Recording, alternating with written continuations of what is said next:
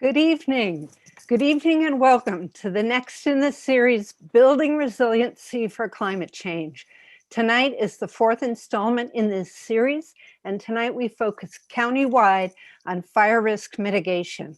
We have a rich lineup of speakers to address this topic.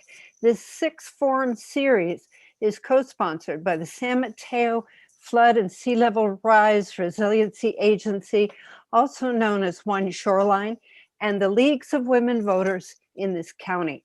It's my pleasure to welcome you on behalf of the Leagues of Women Voters of San Mateo County. I'm Tracy Clark, president of the League in the South County. I'm also welcoming you on behalf of Marie Baldessari, president of the League of Women Voters in North Central San Mateo County. A couple of the usual technical items.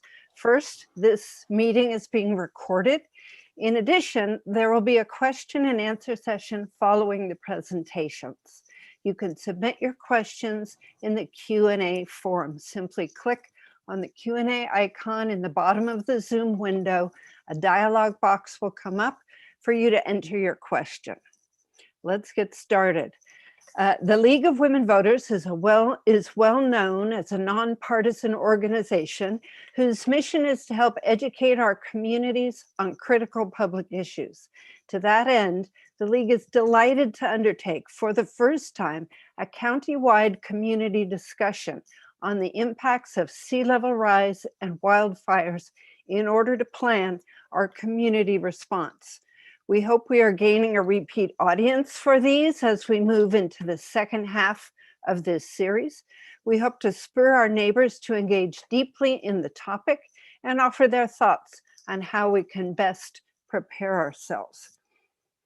Tonight, we are pleased to provide Spanish and Mandarin interpretation of the discussion. I'm pleased to introduce Victor Hernandez, who will take a minute to explain how to access the interpretations. Thank you very much, Tracy. Good evening, everyone. Thank you all for being here. We want to let you know that this meeting will have language interpretation both in Spanish and in Mandarin. And in order to access the audio channels, there will be a globe icon or a world icon that will appear on your Zoom taskbar. The only thing you'll need to do is click on the interpretation button, and then a menu will then appear, and then you'll be able to select your language. Muy buenas noches todos y ustedes. Muchas gracias por estar aquí. Le queremos dejar saber que esta reunión será interpretada en el español y también en el mandarín. Para acceder lo que es el canal audio, usted tendrá que hacer clic en el botón de interpretación, que va a ser un icono del globo o un mundo que aparecerá en su barra de tareas aquí en la plataforma de Zoom. Después aparecerá un menú y entonces podrá usted seleccionar el idioma que quiera. Now I'm going to hand it off over to my colleague, Wei, to provide the instructions in Mandarin. Hey, 本会议将提供西班牙语和国语普通话的口译服务。要使用口译服务，请前往 Zoom 平台的任务栏，找寻地球图标，单击口译按钮，便会出现语言的选项。请你选取中文，Chinese。谢谢。Thank you. Okay, at this point, I'm going to hand it to Len Matterman, CEO of OneShoreline. Yeah, thank you, Tracy. And thank you to Marie and the rest of the League of Women Voters for partnering with us. My name is Len Matterman. As Tracy mentioned, I'm a CEO of the San Mateo County Flood and Sea Level Rise Resiliency District, also known as OneShoreline. The Flood and Sea Level Rise District was established in January of last year, and we're already planning and beginning construction of multi-city projects to reduce the impacts of more intense storms and sea level rise. We're the first government agency west of the Mississippi on these climate impacts because of all California counties, ours has the most people, homes, and assets vulnerable to sea level rise. The only way for us to address this huge challenge is if we're all in this together. As difficult as that challenge is, perhaps more menacing is the climate-driven threat from wildfire. Protecting people and our built and natural spaces from the climate threats of fire and water requires that government agencies, including your flood and sea level rise district and the fire community, are also all in this together. So tonight's forum begins the outreach side of that relationship and answers the questions, what is our wildfire risk and what is being done and can be done in the future by agencies and individuals to reduce that risk.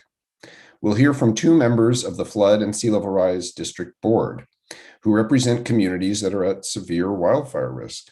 County Supervisor Don Horsley and Portola Valley Mayor Marianne Derwin. Then we'll hear from some of the key people working on this locally. Jonathan Cox, who heads up CAL FIRE in our county, Nicholas Calderon, who heads up county parks, and Denise Enia, who heads up the Fire Safe Council. Then, to help them answer your questions, a city manager, a very active resident, and an agency director will join us for the last hour of questions and answers. Now to Don Horsley.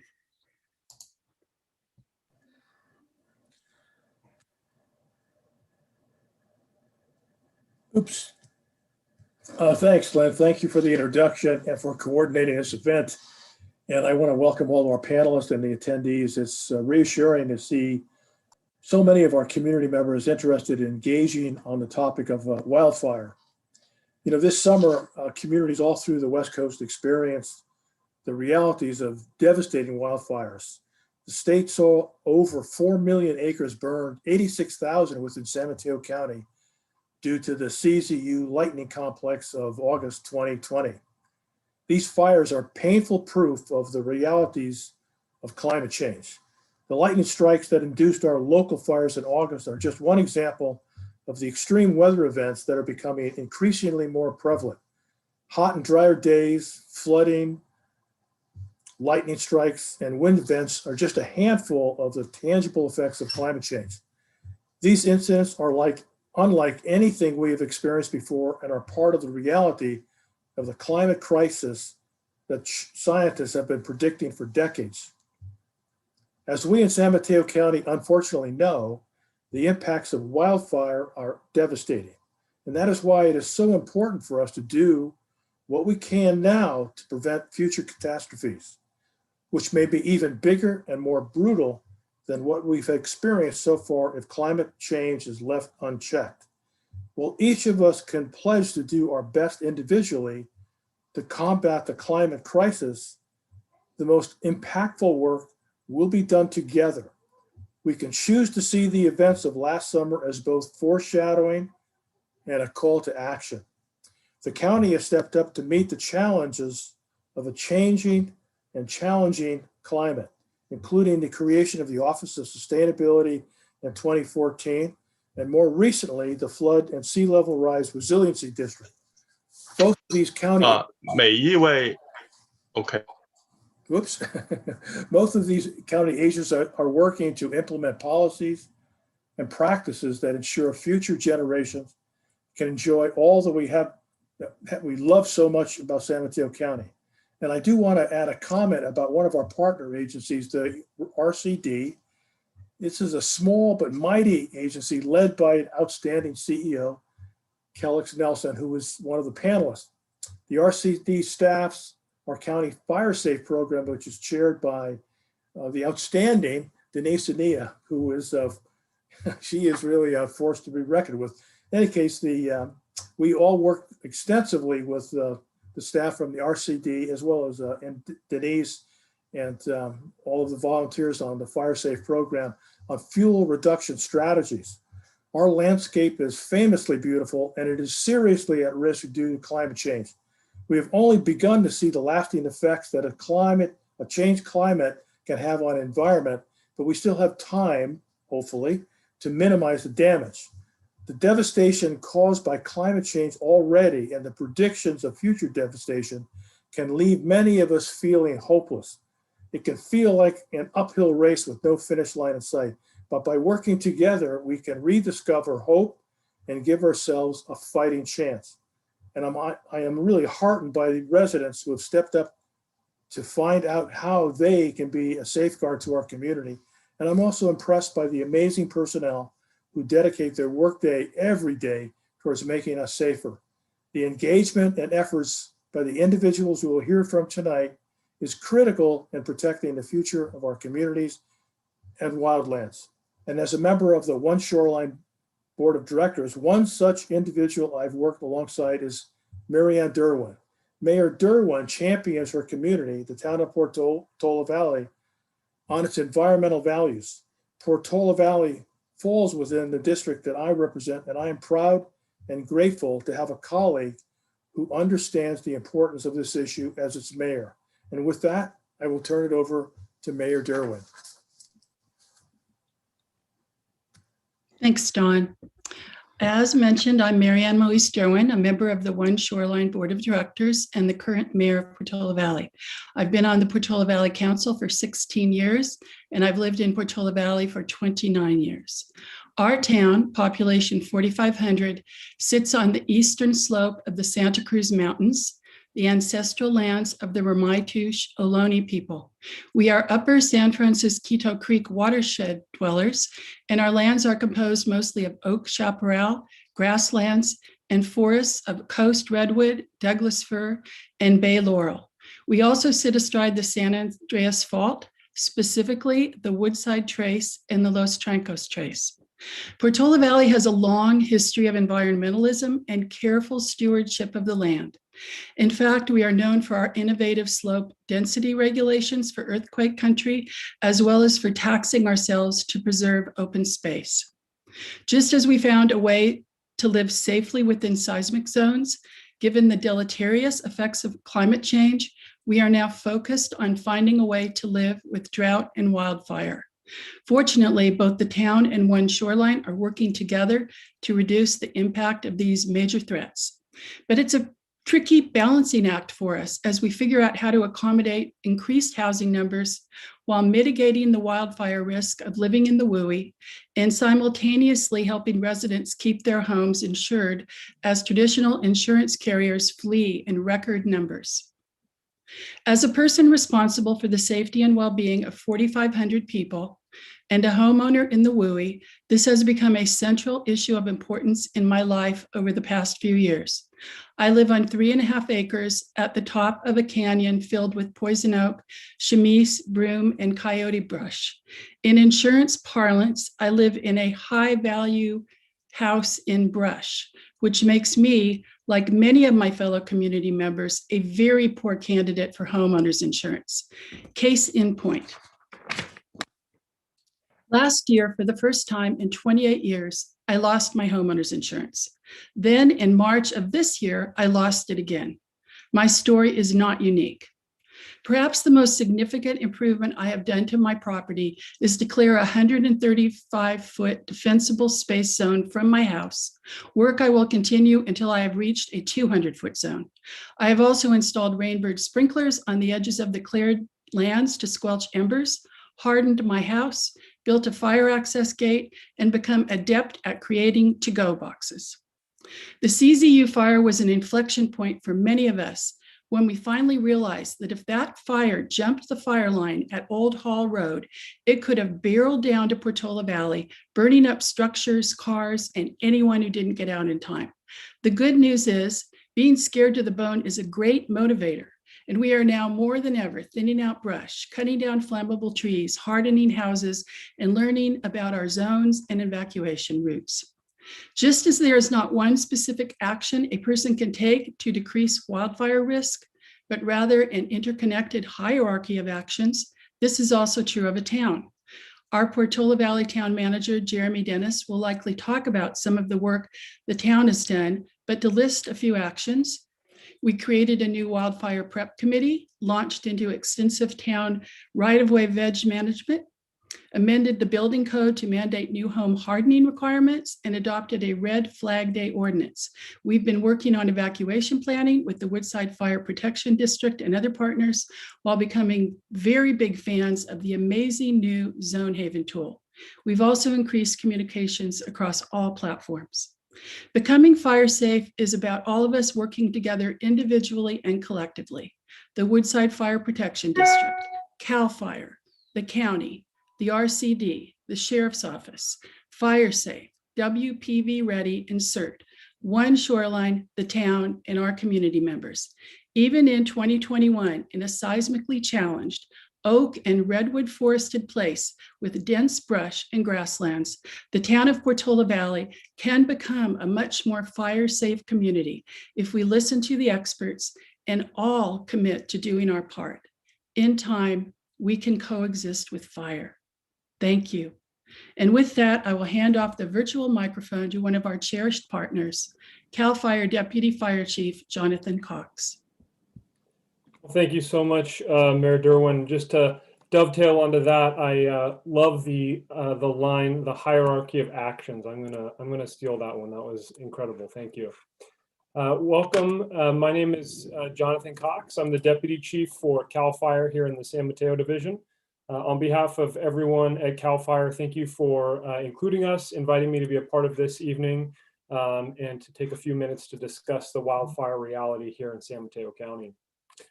Just want to give a little bit of an overview of the 30,000-foot view of what we're kind of contending with across the state right now, and put a little bit of local context into it. Just to start off, we always get the question, who is CAL FIRE? What is CAL FIRE? We are a state agency that protects the private lands of California, predominantly or almost all of it being unincorporated lands. So a lot of the unincorporated parts of San Mateo County, anything you see in red on the map in California.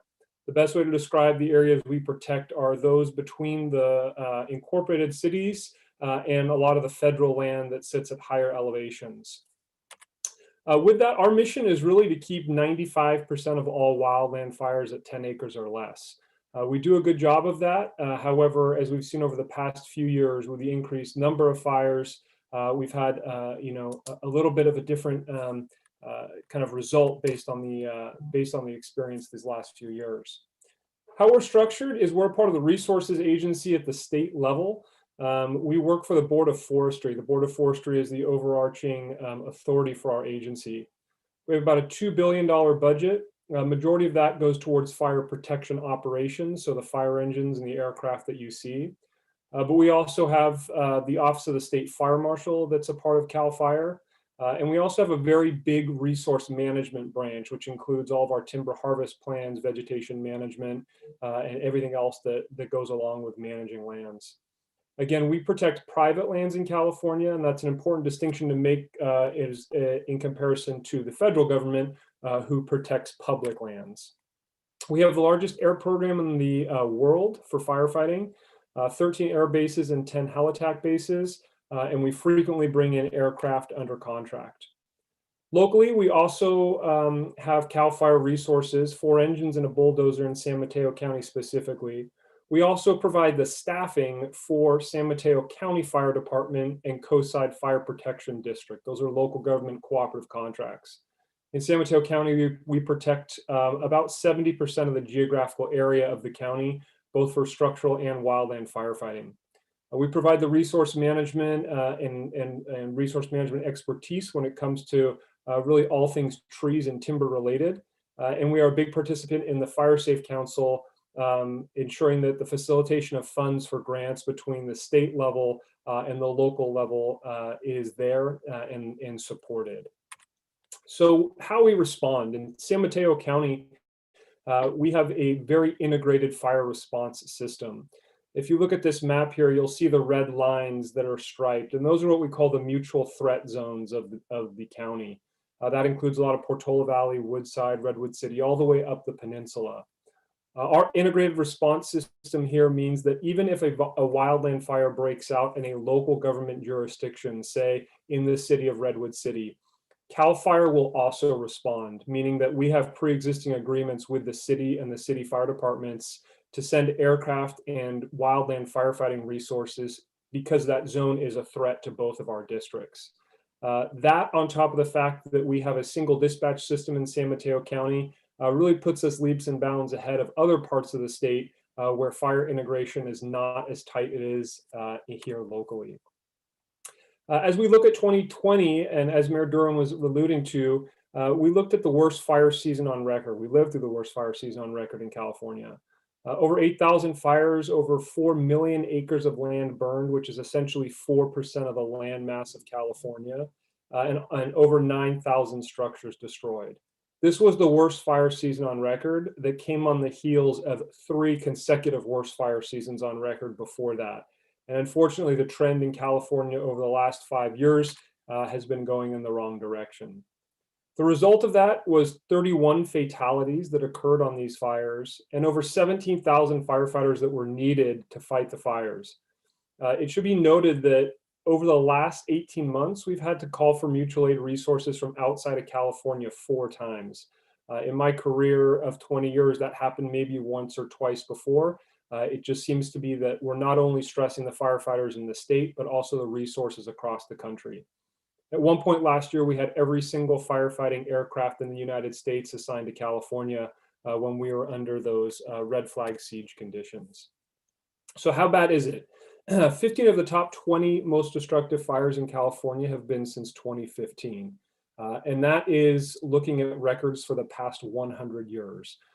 With that, 6 of the 20 largest fires in California occurred just last year. We had a single fire last year that actually broke the 1 million acre mark, which essentially consumed almost all of the Mendocino National Forest. What we're seeing is the rate of spread on these fires moving at rates that we've never seen before. The Tubbs fire is probably the best example in the North Bay in 2017, where we saw a fire burn from Calistoga all the way to Santa Rosa in about 3.5 hours. That same fire in 1964 took about 3.5 days to move in that exact footprint. 1964, about 100 cabins were destroyed. 2017, over 5,000 structures. We calculate that the Tubbs fire moved at a rate of spread of about a football field a minute. Only a year later, we had the Camp Fire breakout in Paradise, California, and it moved at a rate of spread of about a football field per second. And this is really probably the biggest thing that we're contending with is with this changing climate, the rates of spread of these fires really taking off. So how do we think about all of this as a fire agency? Really what we contributed to is these 2 main factors. There's a climactic change occurring, and that's being overlaid on top of human impacts on the landscape. The climate changes really result in these warmer temperatures, changing vegetation, and the length of fire season increasing.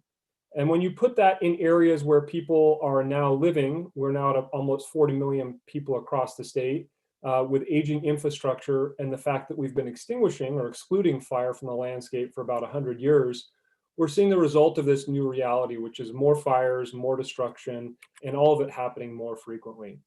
I won't go too much into detail about the response side, but really our tactics have had to change because when we respond to these fires in the initial attack, our firefighting strategies aren't that effective anymore. We're really looking at incidences that are more of mass rescue events, evacuations that are required over larger areas, take more resources, and maybe most importantly, really disproportionately affect those populations that are most at risk. So what are we doing? Well, as I love that saying from Mayor Derwin, we're really implementing that hierarchy of action from the state level. The framework for what the state is doing moving forward is this California Wildfire and Forest Resiliency Action Plan that was recently released. And it includes a big investment in both preparedness and mitigation of the lands, as well as response. A few of the pictures you see on here include, more inspections, more apparatus, new mapping, prescribed burns, evacuation planning, and cameras in strategic locations. A more comprehensive list can be found here about what we're doing, but really there is no one single bullet for what is going to get us out of this predicament. It's taken us about 100 years to get into this situation between climate change and human impact on the landscape, and it's going to take quite a few years to get out of it. But we are, along with many people on this call, committed to ensuring that the actions we take to mitigate and to prevent and respond to these fires do as much good as possible to really get in a situation where we are able to combat this new reality. And just finally, as we look forward to this year in 2021, we look at what we call the significant fire potential across California. And this combines weather with fuel moistures as well as soil moistures.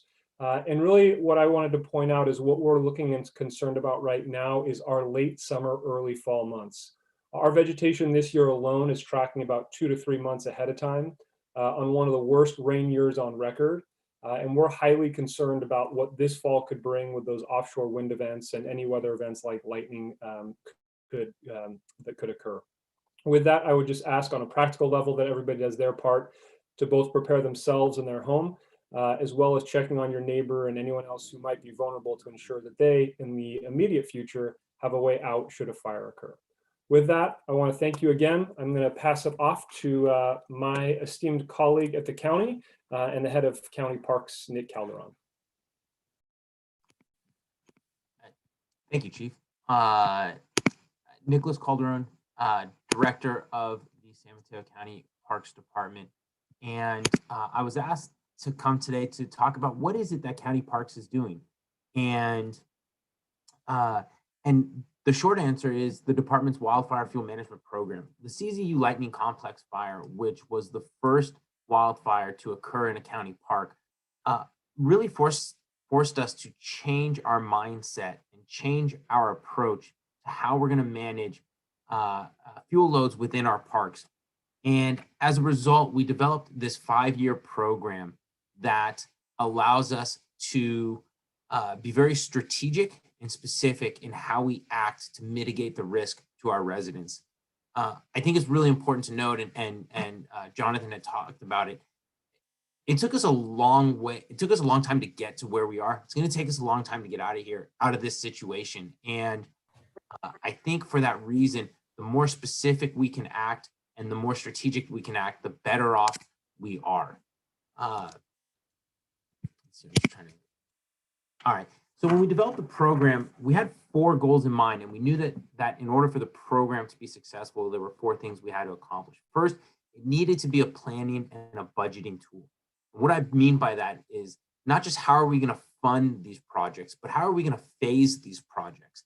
How are we going to allocate staff resources so we can successfully complete these projects so that we can conduct the necessary plant and wildlife surveys and obtain the permits, and we can monitor the project areas? How do we set the staff resources aside so we can successfully accomplish this? I always tell my staff that in order to be successful at this, we need to plan and be deliberate in how we act. The second thing it needed to do was identify, evaluate, and prioritize projects. Due to fire suppression and vegetation management practices over the last century, we have a steep road ahead of us. And so understanding the situation of how much fuel is in our parks, where it's located, and how to treat it is something that our program needed to be able to do. And the other thing is we needed to be able to pick projects and prioritize projects based on best practices and facts and science. And that was extremely important for us. Third, we needed to be able to monitor projects. When we do a project, we don't just budget for the initial treatment. We have to budget for maintenance over a 5-year period. And then at that time, we need to start looking and budgeting for the next 5 years. But the reality is, once you treat an area, you have to continue to go back and treat that area on different intervals, depending on the vegetation. But it's really important that when you treat an area, you are prepared to go back and maintain that area in perpetuity. Otherwise, the vegetation will grow back and you'll end up back at square one. And it's really important that as more resources and efforts are put towards this, that's something that people keep in mind, that this is really an in perpetuity effort, and we need to keep that in mind. And lastly, it's important that we balance fuel reduction and restoration and preservation. A healthier, more resilient forest is going to stand up better towards a fire than what we have right now. And that's something that we really need to keep in mind. And so I talked about the need to prioritize projects based on facts and science and data. And so we developed a 14 criteria ranking system where a project goes through each one of these criteria and is assigned a numeric value, either on a scale of 1 to 5 or 1 to 10, depending on the criteria. And by using these features, we're able to identify the biggest risk areas in our parks and prioritize those and make sure that we are completing projects in that area as soon as possible.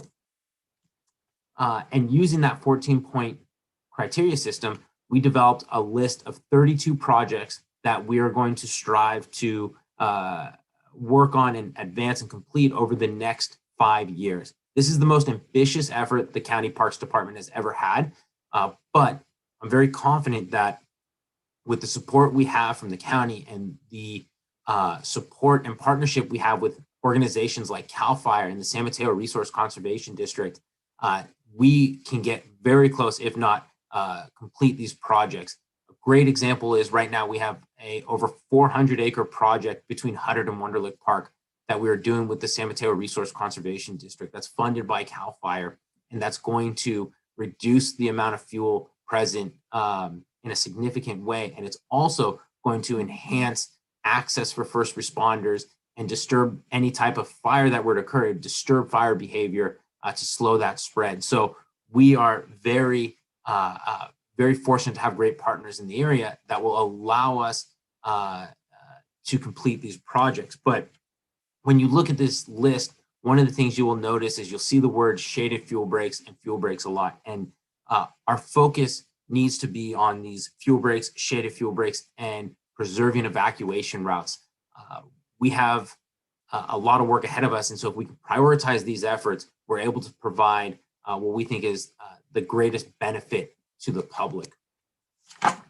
We often like to use these images, which we borrowed from CAL FIRE. So thank you, Jonathan, from their fuel management guide, but it really shows well why shaded fuel breaks and fuel breaks are effective. You can see how if a fire were to come through here, how it would likely stay on the ground, how you can reduce the chance of a canopy fire occurring, how first responders could stage equipment and conduct necessary containment and suppression activities, how residents who are trying to evacuate would have a clear evacuation route. And so these are all the things that we need to think about when we're prioritizing projects, when we're scoping projects, and when we're completing projects and maintaining it.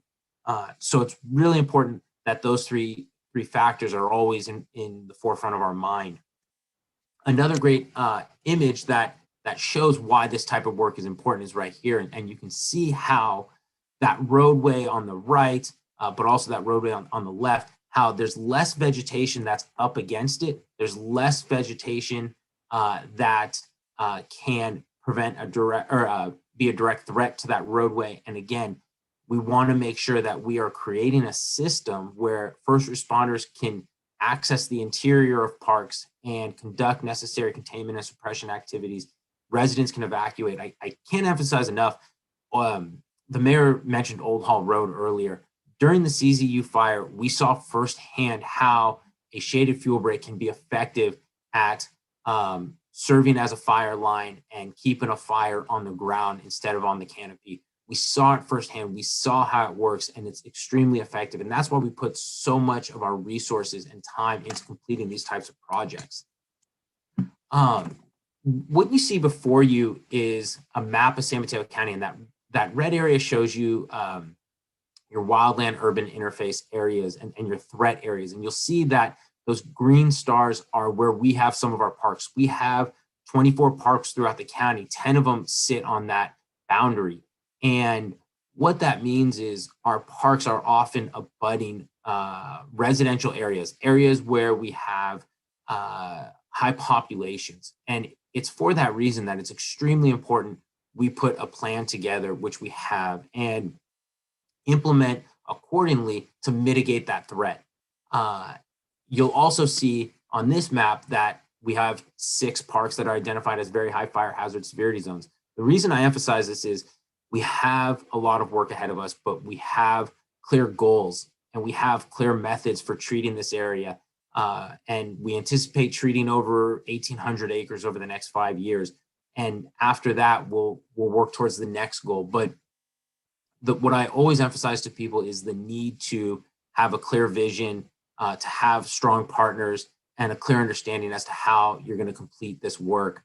And again, through those shaded fuel breaks and fuel breaks, we're confident that we can mitigate to the extent possible the risk that is currently presented to our residents and to the county. So just a high level overview of what we're doing at County Parks, the way we've prioritized our work and our efforts, and what you're going to see from us over the next 5 years. And so with that said, I'm going to go ahead and turn it over to Denise Ania.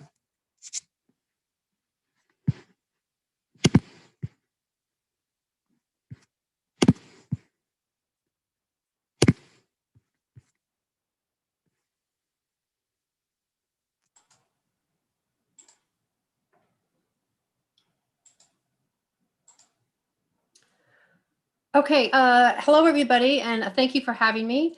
My name is Denise Nia, and I am a retired fire marshal for the Woodside Fire Protection District. And currently, I am the president for Fire Safe San Mateo County. I live in Palmer Park on an acre and a half. I'm in Supervisor Horsley's district and in the heart of the wildland urban interface. And I really know how difficult it is to maintain a property in ignition resistance and defensible space.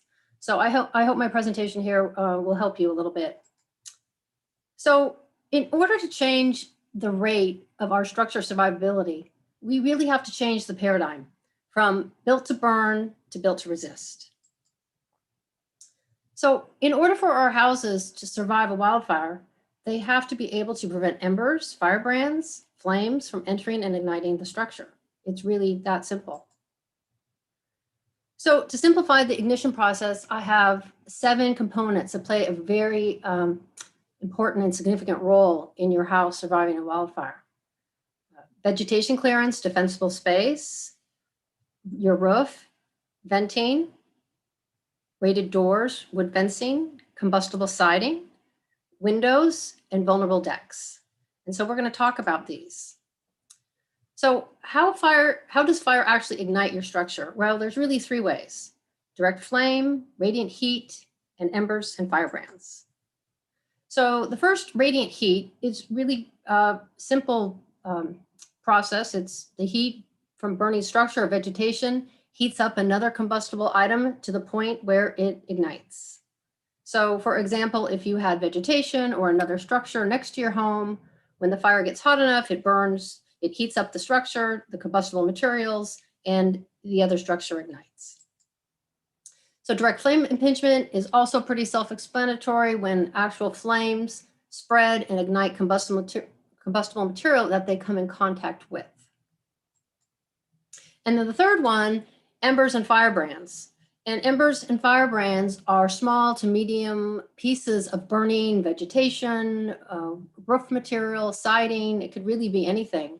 These firebrands can travel significant distances even without wind. So we're talking 1 mile, 2 miles, even without really any wind. So the most likely scenario that we will encounter is an ember firebrand storm. So we're talking about thousands of firebrands raining down on our roofs, our property, and they'll accumulate in various places. And exactly how they'll enter the structure depends on how your house is constructed and the materials that it's constructed with. So I have some arrows here. So this one right here is pointing to the roof. So likely there was a combustible roof here. Embers land on the roof, ignite the roof. Here you can see this looks like there's a fence here between these 2 properties. So likely embers landed at the base of the wood fence, ignited the fence. The next arrow is probably mulch that was on the ground in a landscape area, starts to ignite the siding. The next arrow, you can see a window above where the flames are. Likely there is a burning bush or some vegetation here. And then the last arrow looks to me like it is some sort of trellis and vegetation that are starting to ignite the structure. So you can see all the ignition points on this picture, and it actually tells a really good story of how houses and neighborhoods are engulfed. So let's talk about your roof. So I feel it plays the most vulnerable part of your house. And so having a non-combustible roof is critical. This is a picture of a wood shake roof. And they easily ignite with embers. The other item is debris and material that fall on your roof easily ignite. And if you have the type of construction in this picture here, where you have a valley and a hip and you have shingled construction, you'll easily ignite your house. Once the siding ignites, you have windows that are easily reachable. So roof is probably number one, and that's why I made it the first slide. Even with non-combustible roof coverings, if they're not installed properly, for example, there is no bird stop, there's no non-combustible material filling the gap here. And you can see here there's some nesting material that's been placed there carefully by a local bird. So it's very important that if you do have a non-combustible roof, that it is installed properly. So on to vents. So there's many different types of vents that you'll find in one structure. These pictures are of a gable vent right here. A lot of times venting is approximately 1/8 inch, which is large enough for various size embers to penetrate through. Now, inside your attic, there are combustible materials. There's the wood framing of your house, there's insulation, and sometimes there's unwanted material such as rodent nests and items like that. And once the embers penetrate inside your house, it might take an hour, 3 hours, 4 hours, but there is a definite ignition potential. So as I stated, there's many different types of vents. So the little circles here are, we call them bird hole vents. They're venting your attic, but it's easily for birds to put nesting material in there and very easy for embers to penetrate. The middle picture is a foundation vent, so it would be low to the ground. And so you can see all the leaf debris, which is, extremely flammable. So, there's a flame, there's a little bit of embers, and it gets into the vent. This last vent on the right is on the roof, and it's called an eyebrow vent. And there's screen inside the eyebrow vent. And if the screen is not dense enough or small enough gauge, then the embers can go right inside into your attic space. So vents are very important as well. And many, many houses are engulfed because of faulty vents or vents that will not allow, allow embers to penetrate. So there is a fix for this. Right now on the market, there's 3 different types of vents, Vulcan, O'Hagan, Brangard, that are absolutely prevent embers from penetrating your house. Okay, so the next item, doors. And this seems, well, what am I going to do about my door? Well, there's different ratings for doors. So for example, there's a 1-hour rating for door, and you can see this door took a little bit of char. So it had probably some radiant heat, maybe some flame impingement, but it's 1 hour. So it takes 1 hour of actually burning to actually burn through that door. So something maybe you haven't thought about is your pet door. Many of us have these doors installed in our garage, in our house. And if it's not of the magnetic type where it closes and kind of locks, during a fire, potentially there can be wind, or your pets can be going in and out, and embers can easily get inside your house through something as innocuous as your pet door. So fences. So this is a really good example. This house is, has non-combustible rock on the ground, it has stone, but there's a wood fence here. And it's probably attached to another house or who knows, but the wood fence is very vulnerable. So once the wood fence catches on fire, it is attached to your home. And so it's very important that anything attached to your house needs to be fire resistant or non-combustible. So windows. So you don't want to have vegetation or materials that can burn and then heat up your windows and crack them. Windows will actually have a very low heat tolerance. Tempered and dual pane windows are much more heat tolerant, but still they're not fireproof or heat proof. The area around your home, 0 to 5, should be a clear zone because we all do have windows and they are a vulnerability to our structure. So skylights. Skylights are very important. Many of them are operable. And so you want to make sure if you do have an operable skylight that you do use as in operation, you want to make sure that you have a metal screen, fine gauge screen, so that embers can't penetrate inside your house. Also very steep slope Skylights, they are vulnerable because if your roof does catch on fire, the skylight is going to have to take a lot of heat from that flame impingement and that radiant heat. They do make tempered glass skylights and dual pane skylights, and I would highly recommend you thinking about that for your structure. So decks. Decks are attached to the house, so you want to be very careful with your deck. What kind of material you use. If you have a very low deck, think about using non-combustible material, stone, pavers, concrete. If your deck is higher and you're not able to use those types of products, think about a composite deck. And absolutely do not store any kind of combustible material under your deck. You want to give your structure a fighting chance. So vegetation, anything that can ignite and catch your deck on fire that eventually catches your house on fire is really what you want to be looking at. So siding plays a very important role. So we know that these embers are going to rain down, they're going to land on the ground, and they're going to accumulate at the base of your structure. So if the base of your structure is combustible material, there likely is going to be an ignition. Retaining walls are also susceptible. In the left picture here, they have enclosed a deck with combustible material. Their siding is combustible. They have a vent and they have a large window. So this whole picture here is, multitude of vulnerabilities. So there are things you can do, of course, to mitigate this issue. You can still have a wood house, but think about doing some sort of non-combustible material on the lower half of the wood house.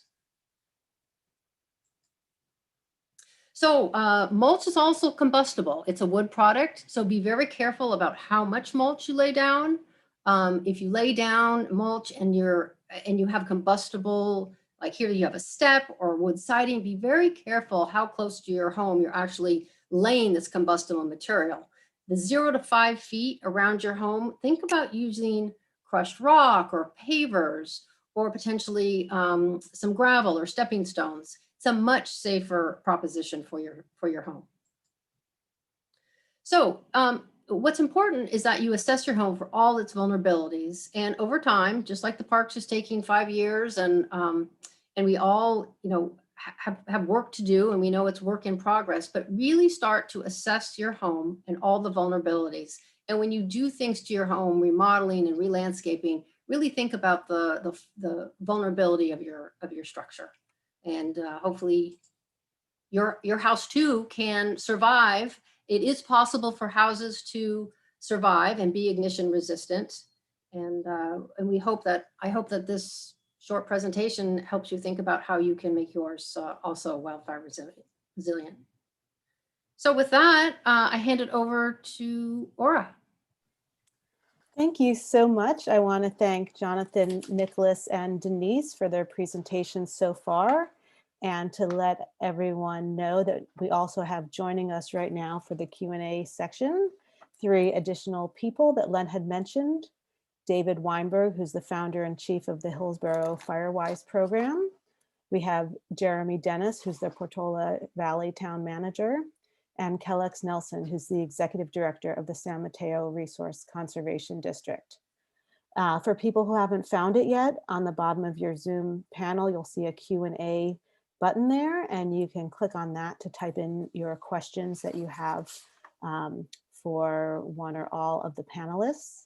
And also I will encourage the panelists who are speaking to keep your remarks to 2 minutes so that we have time to move through all of the questions that we have.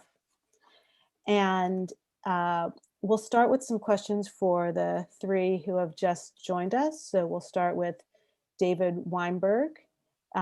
So as a property owner in the WUI, the Wildland Urban Interface area, you and your neighbors took it upon yourselves to get organized and work proactively with your town and fire officials to reduce the risk and maintain your insurance.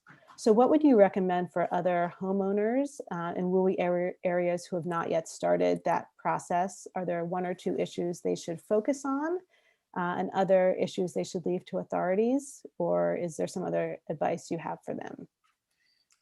Laura, thank you for the question. I'm David Weinberg from Hillsborough. We started our organization a few years ago, and received our FireWise USA rating thanks to the CAL FIRE and the National Fire Protection Association. The first thing we wanted to do is to find a way for the community, us volunteers, to work with the town of Hillsborough and with the Central County Fire Department. We look at ourselves maybe as a three-sided triangle. We like to make ourselves think of it as an isosceles triangle, but I think we're the weakest link of that. However, the whole idea is to become proactive, to help citizens slowly or not so slowly think of fire mitigation as an everyday thing, so that we are working together to improve the situation. We ourselves have a lot of try to do education, both orally and written. We have a landing page.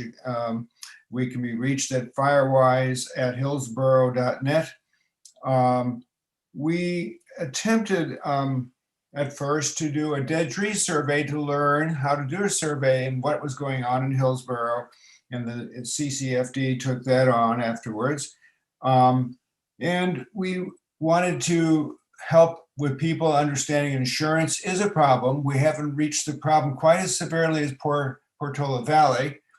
We're happy to see that USAA Insurance and also now Mercury are giving discounts to USA FireWise areas.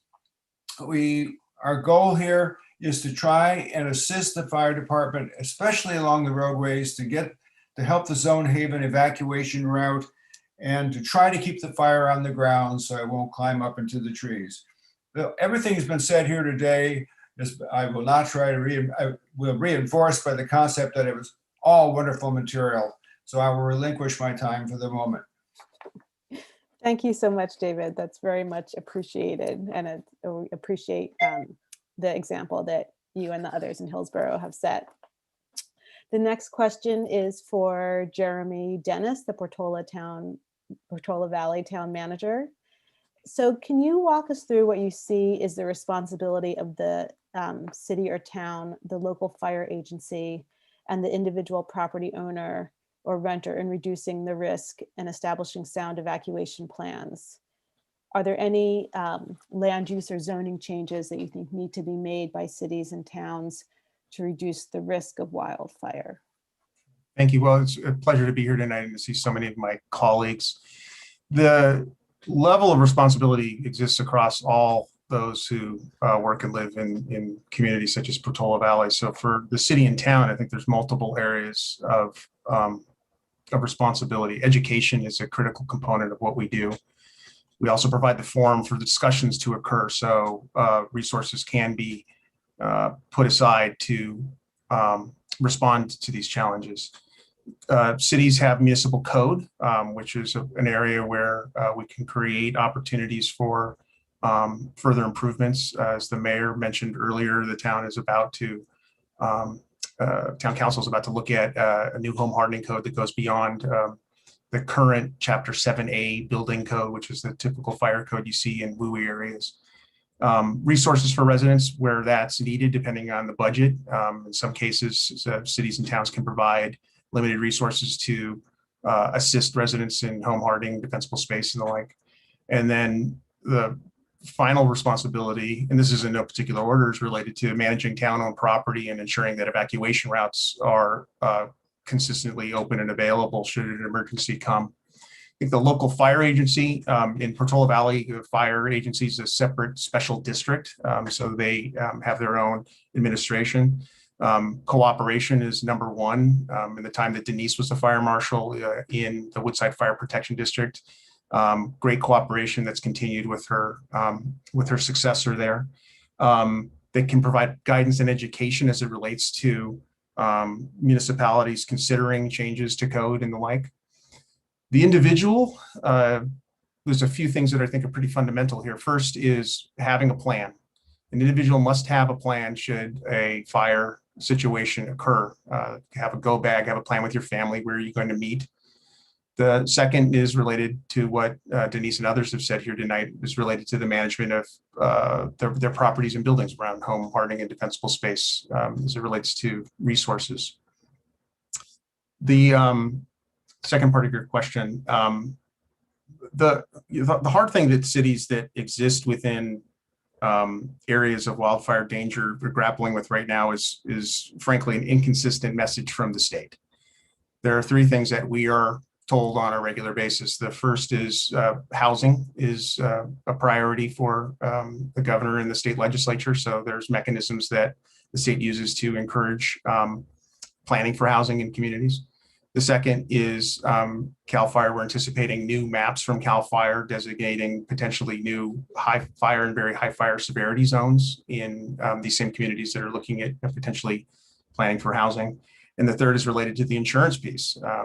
We've had the opportunity to speak with the insurance commissioner of the state to hear from him on his thoughts, but those three pieces don't always fit together particularly well. So I would say that we all look to the state to find a little more commonality in these issues, get the right hand talking to the left hand a little bit more. That's my thoughts on those questions. Thank you. Thank you very much, Jeremy. The next question is for Kellex Nelson, the Executive Director of the San Mateo Resource Conservation District. And Kellex, the question for you, so the RCD has been heavily involved in the post-fire recovery efforts following the CZU lightning complex fire last year. And what has it learned from those efforts that we should be doing now before the next major fire? Oh, that's a good question. Is it okay if I mention briefly what the RCD is and what our relationship is to fire and then answer that? Would that be all right? Please do, yes. Okay, thanks. So,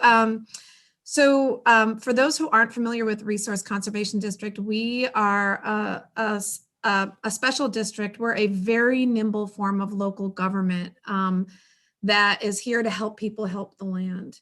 I typically joke that we're the best form of government that you've never heard of. And we were created to help public and private landowners best manage their natural resources. And we were created to evolve alongside changing needs of the communities we serve. So while we address water and climate and wildlife and all of these other things, a big emerging area of concern has been about forest health and fire resilience. So our program focuses mostly on fuel load reduction work. And that involves, basically a lot of vegetation management to remove dead, dying trees, like those affected by sudden oak death, and where we have interfered with natural processes and we have unnaturally dense stands of vegetation, thinning those to not only reduce the fuel risk, but also to be able to have bigger trees that draw down and hold more carbon dioxide from the atmosphere, help with climate change. But then, and of that project is that part of our programs where we've done the most work. We're treating, in partnership with others like county parks and CAL FIRE and others, we're treating about 900 acres for forest health, working on those projects, and have brought into the county about $7 million in grants from CAL FIRE, Coastal Conservancy, other places to do that, with a big investment also from the county. So, but then to your point about post-fire recovery, what we weren't expecting necessarily is that we would have this huge fire this past year and that we'd be called upon to help people with post-fire recovery, which is helping to prevent catastrophic erosion, repair roads, address hazardous trees and after a fire that might fall, to deal with water quality issues, habitat related issues, weed invasions after the fact.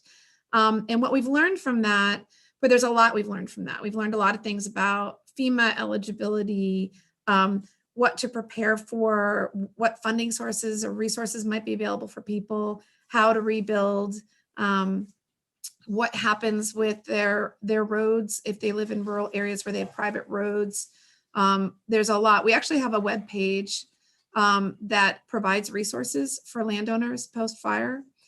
And we're actually going through a process right now of debriefing, including with our elected officials, about what we have learned, because we're expecting it'll happen again. The other thing that surprised us was we're not in the firefighting business, but we were fortunate that we actually had crews out on Old Hall Road in San Mateo County Park that was able to be repurposed and help hold the line to stop fire from spreading northward. So I think another thing that we're thinking about is when we have contractors out doing habitat restoration projects during fire season, whether they actually have the skills and the certifications if they need to be repurposed. So that's a little bit touching on your question, but also a little bit more about the vegetation work as well. Great, thank you so much. The next question is probably for Denise or Jonathan or whoever else would like to answer. One of the people mentions, Denise, you mentioned that floating embers can travel up to a mile.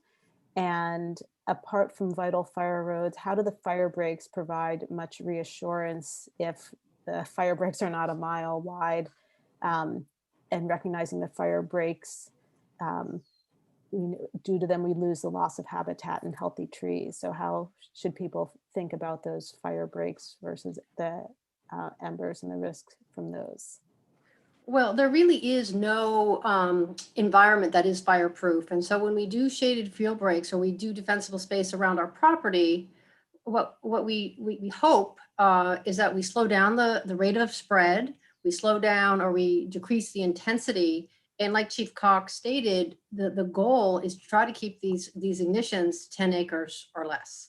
And so that's what the fire breaks do. That's what the shaded field breaks and all your defensible space does. It gives the fire crews the time to get out there and do their suppression job. Thank you. The next question for Jonathan or Jeremy or others. So several of you had mentioned the new Zone Haven app to help people find the best evacuation routes. So if there is a wildfire and someone loses their internet or cellular service, is there a way for them to still access the Zone Haven app in that circumstance? Or would they need to rely on some other measures? Sure, I can give that a go.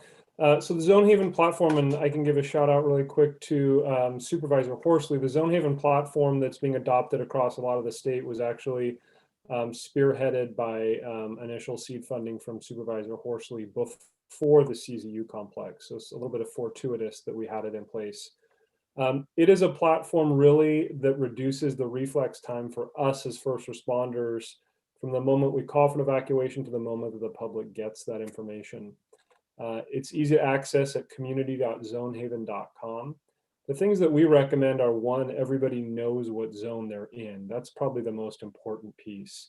So if you know that you're in Portola Valley Zone E032, you can then identify if that zone is under evacuation. The second thing we always say about evacuations as well is there is not just one way out. And that's really hard to message because everyone wants to know the way that they need to leave. Evacuations are dictated by the emergency. So if you have a fire burning in a certain part of the county or community, it may dictate a different way to get out from that disaster. So we just recommend, one, that everybody goes and knows their zone. Two, that they have an idea of the multiple ways out of their zone. And three, that they sign up for the SMC alert. So SMC alerts is a really important component to all of this because they can actually geo-target based on those zones now. Those three things are most important. The fallback mechanism, the last resort that we use with our law enforcement partners is actually door to door. We don't like to get to that point because if we're doing that, it's really, really dire. So just evacuate early, and if there's any concern, evacuate before you're told to evacuate. That's really an important component. So happy to add anything to that, Jeremy, that I might have missed. I know you're intimately familiar as well with it. I think you had answered it very well. You know, in a community like Portola Valley, it's interesting, but there's two, depending on a count, 2 or 3 main routes in and out, but within each zone, there are multiple ways. And I know of residents who've lived in the community a very long time, but have only taken one way home that entire time. So getting to know your zone and getting to know your potential routes out is important. And that should happen prior to a fire. that's part of the planning effort that I think is really critical. Great, thank you. This is David Weinberg. I'd like to add to the fact that Officer Cox probably can answer it somewhat better, but there seems to be more and more cooperation and coordination of information that goes out into the community, thanks to Zonehaven, as was practiced, unfortunately, in the CZU fires. Yeah, that's a good observation, David. I think one thing that we've, of the 22 lessons learned from that fire for the county, the county took on a wildfire risk reduction program in 2019, and one of those priorities that they put upon us as their fire agency was actually public information. And so having a dedicated public information branch that directly communicated from the incident to the public, I think paid dividends during the CZU complex. And secondary to putting out a fire is really keeping the public informed. There are two priorities that have to happen simultaneously, because if you don't, you're gonna, when I say we're gonna fail. All right, thank you to everyone who responded to that. I will just mention to all the panelists, since the questions and answers are being translated simultaneously into Mandarin and Spanish. If you could speak slowly, then the interpreters, translators can keep up. So we would appreciate that. The next question is, you can think through who would be best to respond to this. Does San Mateo County have a plan in place in case we have a large number of people who need to be evacuated, like 10,000 plus people being evacuated and need to be accommodated both short-term and maybe longer term while new structures are fabricated? Are there any plans that have been developed for that circumstance? I can actually give you a little bit of an answer on that. So when we call for an evacuation on a large scale incident, we actually pull in a whole bunch of partners at that point. And one of the biggest partner agencies is the County Office of Emergency Services. And really what County OES does is facilitate all of those support functions around a disaster. In Santa Cruz County last year, when we evacuated 77,000 people, that fell to County OES to coordinate with the not-for-profits such as Red Cross to ensure that hotel vouchers were available and that needs were taken care of. So I think in the immediacy, if it's in a dire emergency, getting people out is the priority, but there are those kind of support services once the disaster starts to make sure that people are housed. And that is a big role and a big component of County OES that they really kind of coordinate across the county. Thank you very much, Jonathan. Next question for Nicholas or others. And there have been some questions related to parks that are adjacent to Millbrae. So how is County Parks working with neighbors of those parks to jointly manage the adjacent wild and urban interface areas that they each control? And if a property owner has a particular concern, is there someone they should be contacting within county parks? Yeah, so with regards to contact, you are always welcome to contact myself, and depending on the nature of the question, I will either be able to answer it or get you connected with someone on my staff who would be better suited to answer that question. And I included my email in the chat at the beginning, so I can also add that again. With regards to what we're doing with neighbors who live adjacent to parks, when we're doing that work, we do push out a fair amount of information before we start. Not just because we want neighbors to understand the work that's going on, but oftentimes when you do fuel reduction work, you're going to create a lot of noise, a lot of dust. Sometimes that gets mistaken as smoke. Sometimes you'll need to shut down roadways. So we will, if we're doing work adjacent to a park, we will be pushing out, or I'm sorry, we're doing work on a park, we will be pushing out information to the neighbors and providing both information on what we're doing, but also provide a contact information for that specific project. We find that that's typically a very effective way of of going about that. With regards to Unipro Serra Park, which is in San Bruno and Millbrae, we have 5 projects on our wildfire fuel management program list. And we're actually in the middle of an evaluation process to secure funds from FEMA to do a considerable project along the Millbrae side that would reestablish a shaded fuel break that has kind of long been overgrown. So we're really optimistic that based on our application, we'll be successful there. And if so, then we will start a public process around what that project is, what that project isn't, the timing for it, and how you can collect more information. Great, thank you, Nicholas. So a follow-up that might be for you or others. So in addition to those shaded break areas, there's a question about how controlled burns fits into this scenario. So are there also controlled burns going on throughout the county, or is, or please address that. So I can speak to county parks, although I have a feeling Calix or Denise might be better suited to speak to it outside of county parks. We do not have any county parks that are ready to do a prescribed burn, aside from maybe Pescadero Creek County Park, which suffered from the CZU fire. It takes a lot of work to prepare for a controlled burn, and your park needs to be, or your land needs to be in the right condition so that that fire doesn't get away from you. So we're not quite ready to do controlled burns, but it is something that we want to do. They controlled burns are a very effective tool and method, and so we will be pursuing those when we are ready to do so safely. I posted an answer to that in the box about the partnerships that we have going on with state parks to help facilitate indigenous cultural burn practices on some of their lands, and also our partnership with CAL FIRE to begin to develop some of those opportunities on other private lands. Thank you, Calix. We have a question asking, is there a central place to reference all the resources? I don't know if that's a question that Denise can answer or others, but for property owners, where should they start by looking to find resources? Well, FireSafe is a great place. We have monthly meetings and we invite everybody to attend. There's lots to learn there. We have a website that has a lot of useful information for homeowners.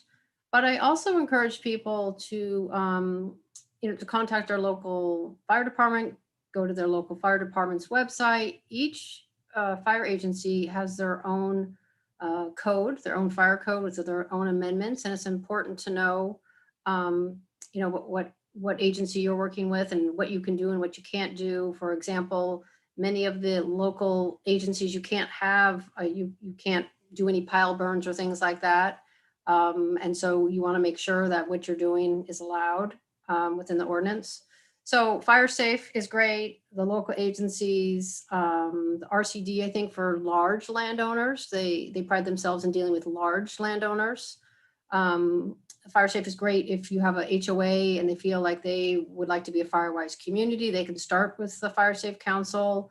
If they have some projects, FireSafe Council will help them write and initiate some grants, and we pull in all our members. So we have all the resources that we need at FireSafe to give technical expertise and actual physical help. Thank you so much. Next question, probably for Jonathan. So there are major power lines throughout the rural areas of the county. And how would you describe the risk associated with those power lines and what is being done to mitigate those risks? Yeah, that's a great question. So first of all, on the risk side, the CPUC actually has a good map. If you type in CPUC fire map, there's actually, it breaks them down by tiers. Unfortunately, we do have a lot of tier 1 area in San Mateo County that's predominantly on the hillsides, Kings Mountain, above El Granada, into the SF watershed up towards Pacifica.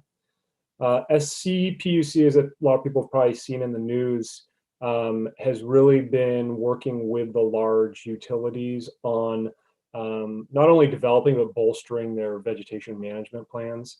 And that includes the increasing the width and the height of the overhang in and around power lines. And that work is ongoing. It goes on across the state quite a bit. You know, from what we've experienced over the last few years, there's no doubt that that's a really important issue.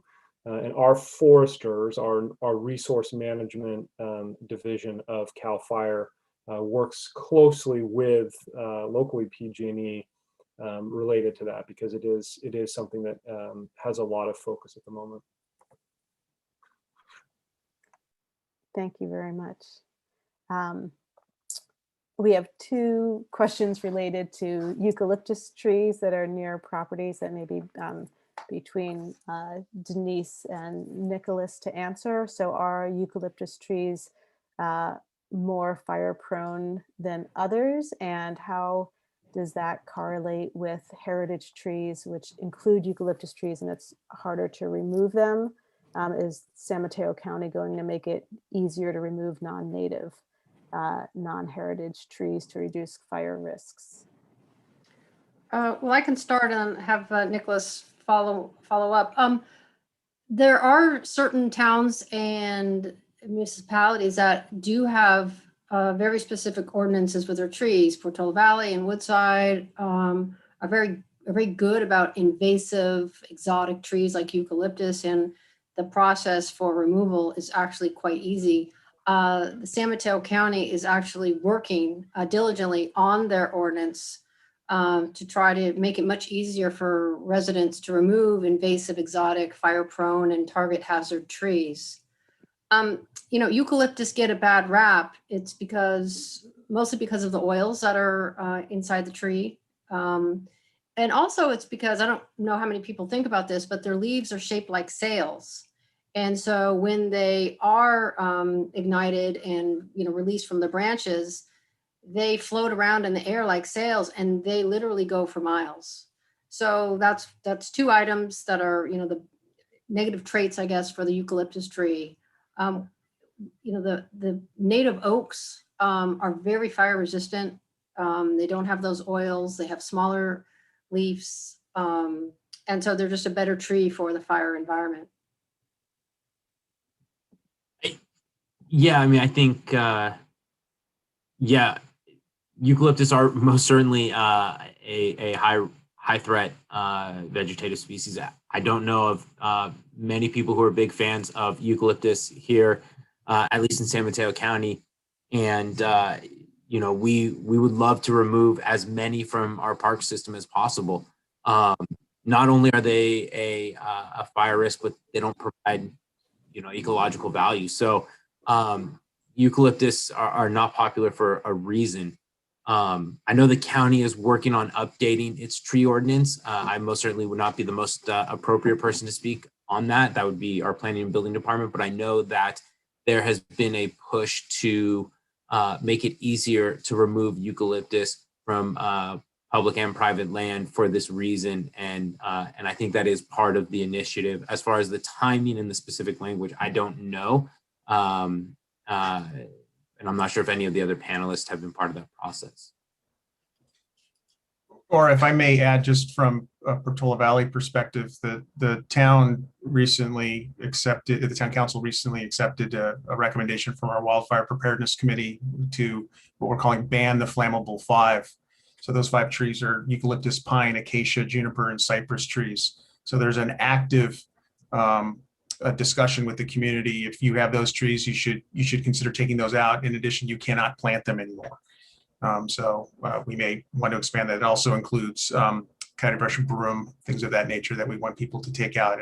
Amazingly, broom is available in some places as ornamental, which is horrifying. So we're attempting that education with residents right now. This is David Weinberg. I would like to just add, get your rake out and get the bark away from the eucalyptus trees. And that and pampas grass, you don't want to put in the chippers. And I want to thank the San Mateo Fire Safe for helping us get chipping grants. Put all that in the green bins, but get it away from the trees. And Kellex, did you have something to add? Yes, I did. Thanks. Two things. One is regarding the county's tree ordinance. So the county had been working on rewriting that tree ordinance, and I think is still thinking that through. And then in the interim, also the RCD has been working with the county on trying to develop essentially a master permit to comply with the ordinance that exists, to see if there's a way that the RCD can basically then share that master permit with people who are doing fuel load reduction work or removing invasive trees like eucalyptus. And then the second thing I wanted to know is that for those who live in the coastal zone, we've been working on, we've publicly noticed a public works plan, which is essentially a programmatic approach to getting coastal development permits for removing these fuel load reduction projects and removing eucalyptus trees and that sort of thing, that uses, there's the CAL FIRE has a programmatic environmental impact report for these vegetation management projects. And then there were additional requirements in the coastal zone that we can address through this programmatic permit. Anyone who's interested in that, I'll put something in the chat. If they're interested in seeing that plan or learning more about it, I'll put the website in the chat box. Thanks so much, Kellex.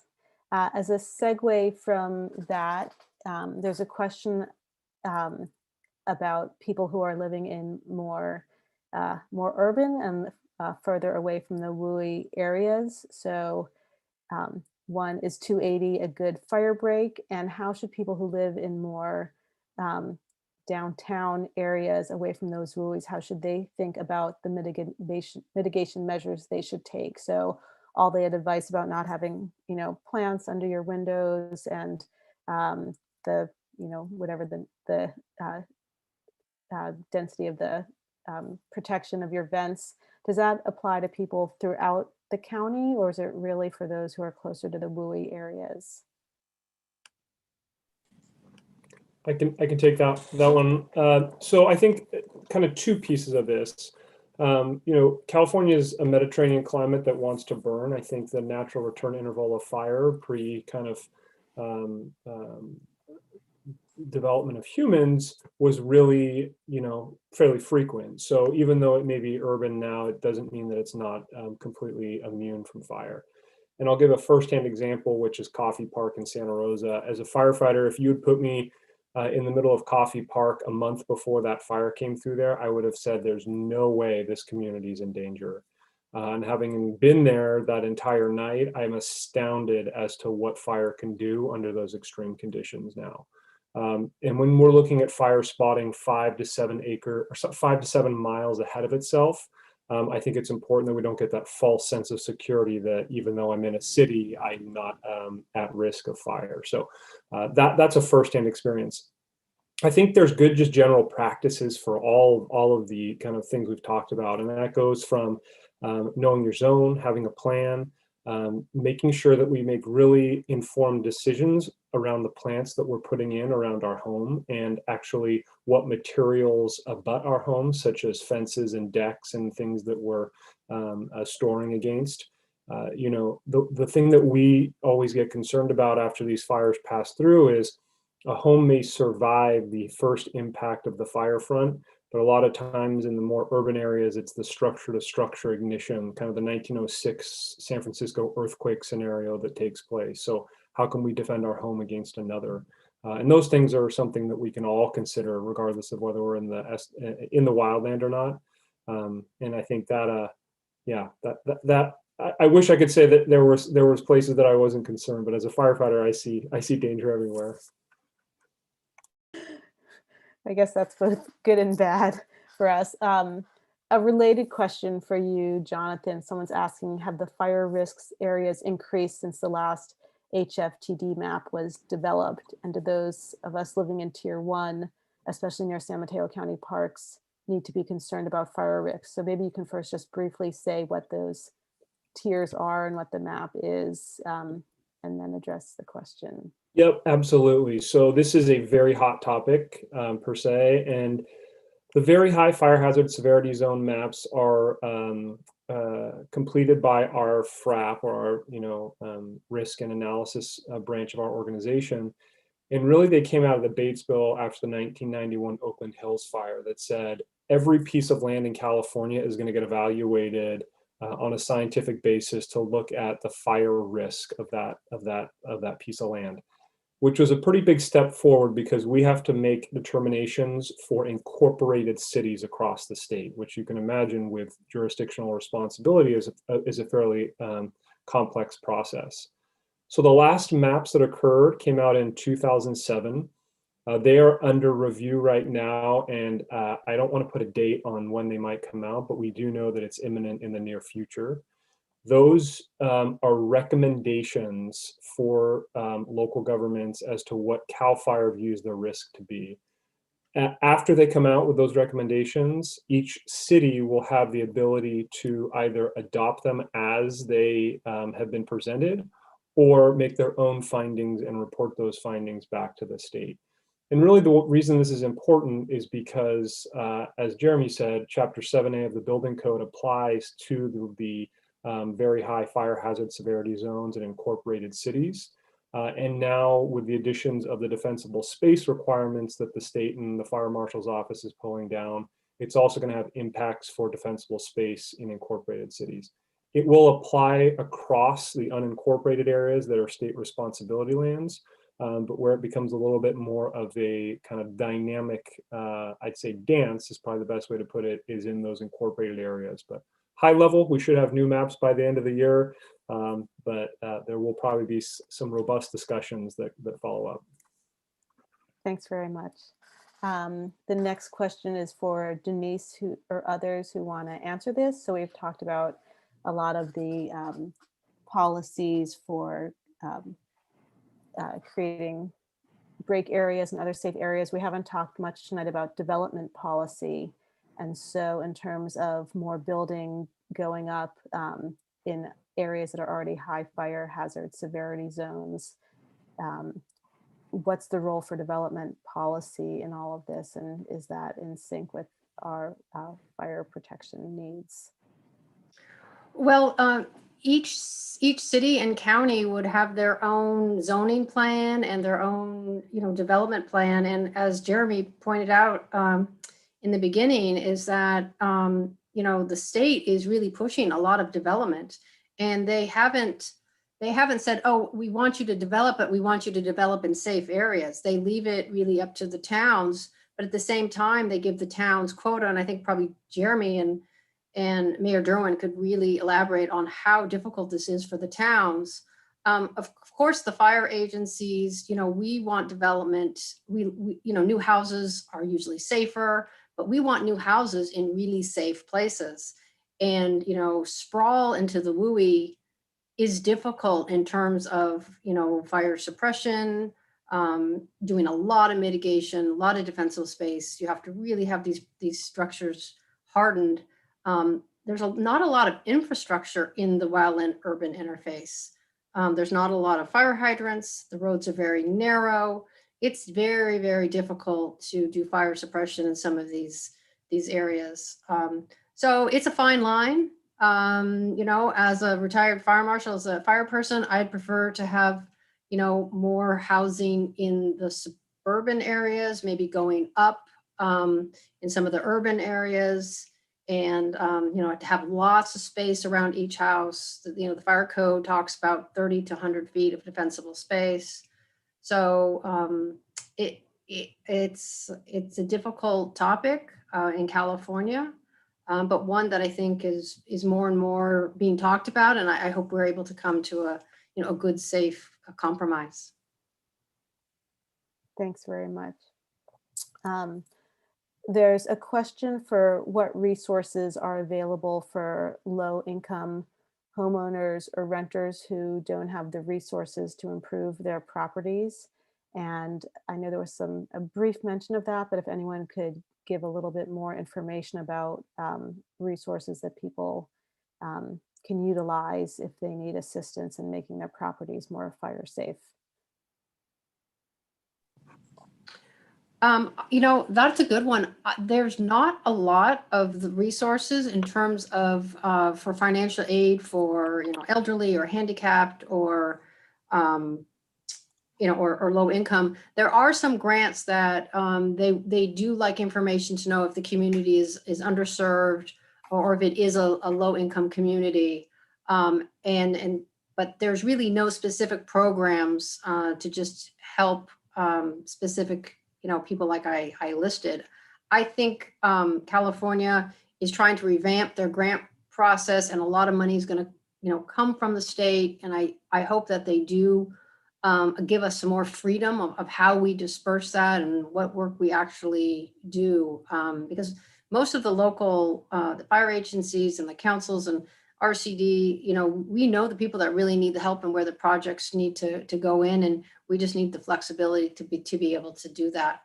And I'd love to see a program that helps, you know, kind of lower income and the elderly with their homes and their properties. Or I can actually add to that if you don't mind. I think about 2 weeks ago, Cal OES, the California Office of Emergency Services, announced that I think in the May budget revise was a proposal for them to roll out a home hardening for socially vulnerable populations across the state. So I think that is definitely being talked about at the state level.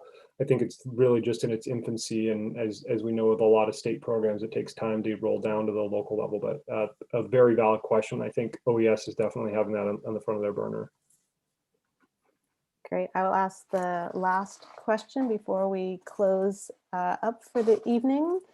Is there anything being done to provide more options for evacuating the coastside communities for access away from those areas? Yeah, you know, if I had my way, we would have a lot of additional ways to get off of the coast for evacuations. Unfortunately, we are saddled with the infrastructure that we have.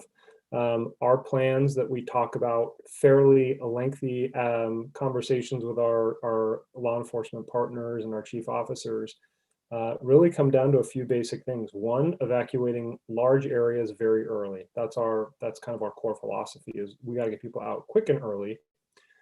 Second is, if it's really a situation that we can't move people north, south, or east, is to utilize large areas kind of on an ad hoc basis for sheltering people, whether that be the harbor, the airport, the beaches, areas where they are survivable, essentially. And those are really the kind of our areas of focus, is making sure we do it early, making sure that we do it widely, and then making sure that we utilize areas that we don't have kind of as our primary, but more of an emergency basis. Very valid question, but I think the thing I can reassure everybody is that it's a conversation and a lot of planning that we talk about both internally and with our partners, because that exact scenario does run through our mind. Thank you very much. On behalf of the League of Women Voters and OneShoreline, I want to thank Tracy, Len, Don, Marianne, Jonathan, Nicholas, Denise, and David, Jeremy, and Kellex. You've all provided a lot of really valuable information tonight, and we're very glad that you shared your time with us this evening. I will remind people that the next in this series, which will continue the focus on sea level rise and flooding, the next event will be on September 2nd, again, Thursday, 7 p.m. And that will cover issues related to the areas in Brisbane, South San Francisco, San Bruno, Millbrae, and Burlingame. And there's a final event October 14th that covers San Mateo County Pacific coastline, so the areas we were just addressing. So thank you everybody for attending tonight. If there's direct questions, feel free to contact the panelists afterwards as well, and look forward to seeing you all on September 2nd. Thank you very much.